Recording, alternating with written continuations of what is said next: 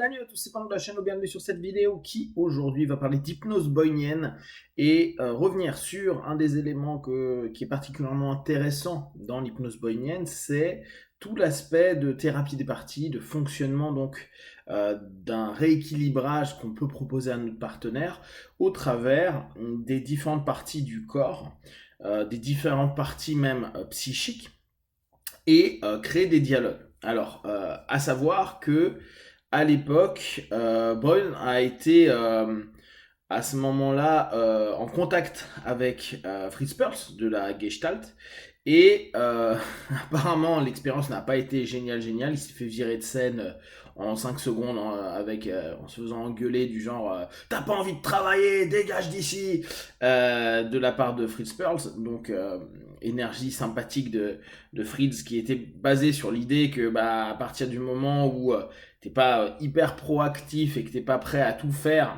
ça veut dire que t'es pas prêt à changer et à avancer. Ce qui apparemment avait vachement marqué Gil. Et Gil Boyne a été vraiment euh, très très intéressé et très proche de l'idée de la Gestalt et du principe des parties. Butler expliquait également que c'est un des élèves de Gil Boyne qui a à un moment donné développé une façon de travailler avec les parties qui était complètement inconnue en hypnose à l'époque et qui après s'est popularisée et on l'a vu dans différents courants et différentes manières de fonctionner. Travailler avec les parties, c'est très classique dans la dimension psychopratique, psychothérapie. On a plein de manières, de méthodes de faire. Ce que j'aime moi particulièrement dans l'idée de Gil Boyne, dans cette façon de faire l'hypnose, c'est énormément en dialogue. Donc l'hypnose de Gil, c'est passer sur un dialogue. C'est de l'hypnoanalyse sur beaucoup d'aspects. Hypnoanalyse par le praticien, mais hypnoanalyse par le partenaire. Et le partenaire qui vit sa session va continuellement parler et va devenir les parties problématiques. Et ça, c'est un des points vraiment intéressants. C'est pas qu'est-ce que ta partie a à dire, c'est tu es ta partie.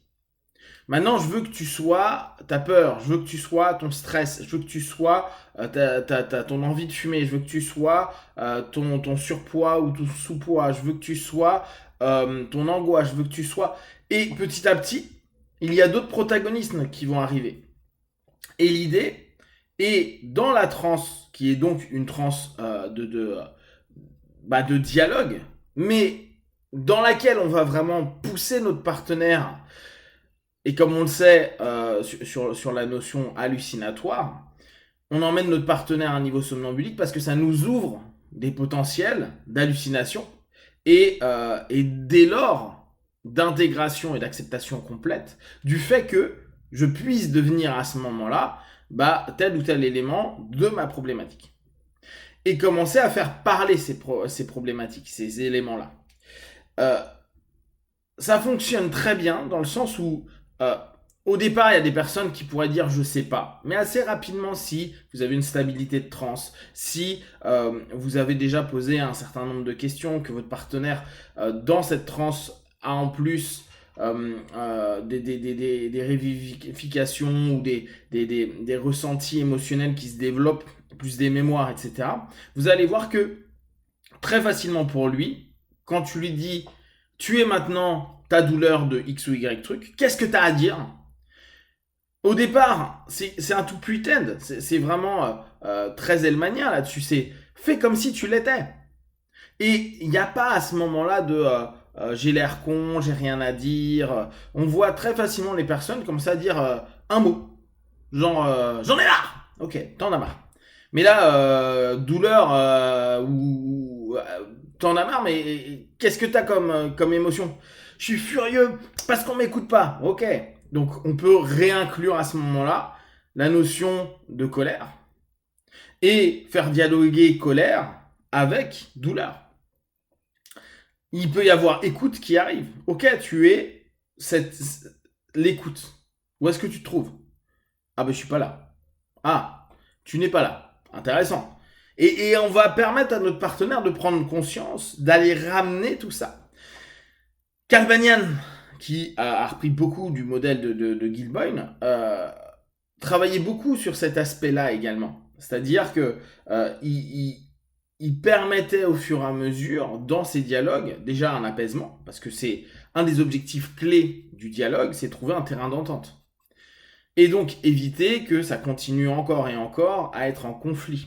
Et en diminuant le conflit, après on crée une réintégration. Après la pacification, on crée une réintégration. Et cette notion va permettre au partenaire, par rapport à sa problématique, et donc par rapport aux parties qui sont présents dans sa problématique, de les gérer. On peut également devenir l'autre.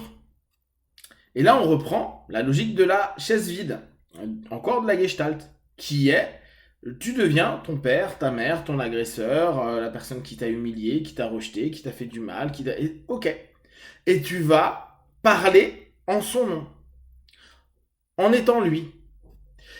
Et pensez bien, ça va pas être les mots du père, de la mère, du prof, du truc, du machin, non, non, non. Ça va être les perceptions du partenaire par rapport à la façon de penser et de vivre qu'il a observé et qu'il a, lui, traduit à l'intérieur de lui, qu'il l'a blessé. On s'en fout de savoir réellement pourquoi papa, maman, frère, sœur, femme, enfant, blabla, on dit ou on fait telle ou telle chose.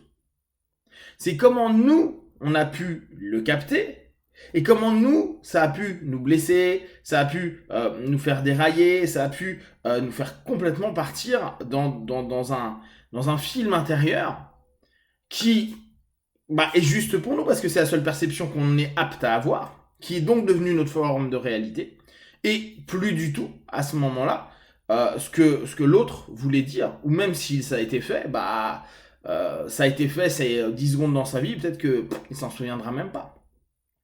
Donc, on permet à notre partenaire de faire parler papa, maman, papi, mamie, blablabla, les agresseurs, les méchants, les gens qu'on blessé, etc.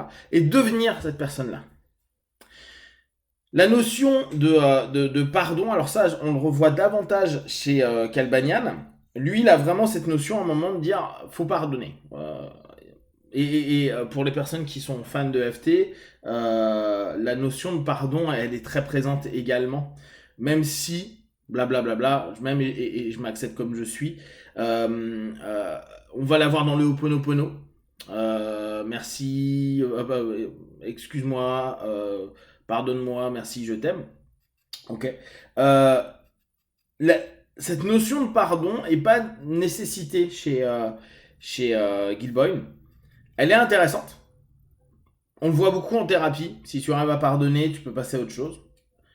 Ça va dépendre des personnes. Il y a des personnes qui ont peut-être besoin de cette rancune, de cette truc, ou tout simplement de se dire non, ça, je veux pas le pardonner. Ce qui veut pas dire que je vais pas pouvoir passer à autre chose. C'est juste ça. Niet. En tout cas, peut-être pas pour l'instant. Et surtout pas imposer cette notion-là. Donc dans tout ce dialogue-là, on va vraiment permettre à notre partenaire de recomposer petit à petit une forme d'équilibre, déjà d'expression. Il va y avoir énormément souvent de larmes, de cris, de tristesse, d'émotions qui ressurgissent. C'est assez cathartique. Et je pense que justement parce que c'est cathartique, intrinsèquement, par le fait même que ce soit cathartique, qu'importe ce qui aura pu être vraiment exprimé à ce moment-là, c'est comme si ça permettait de lâcher des choses qui ont pu être gardées depuis trop longtemps par rapport à ces sujets-là. Et juste ça peut permettre un mieux. Après, bien sûr, moi c'est pour ça que je suis pour l'équilibre de trans, qu'elle soit pas trop subconsciente, pas trop consciente, qui est un vrai dialogue pour qu'on puisse aussi, petit à petit, conscientiser et revenir de son travail avec une conscience nouvelle de soi-même. Si vous avez des questions, des remarques, vous partagez sur Facebook, YouTube, j'y répondrai le plus rapidement possible. Comme d'habitude, de tout ce que je propose, ne prenez que ce qui est bon juste pour vous. Testez, observez, analysez et concluez. Be one, ciao.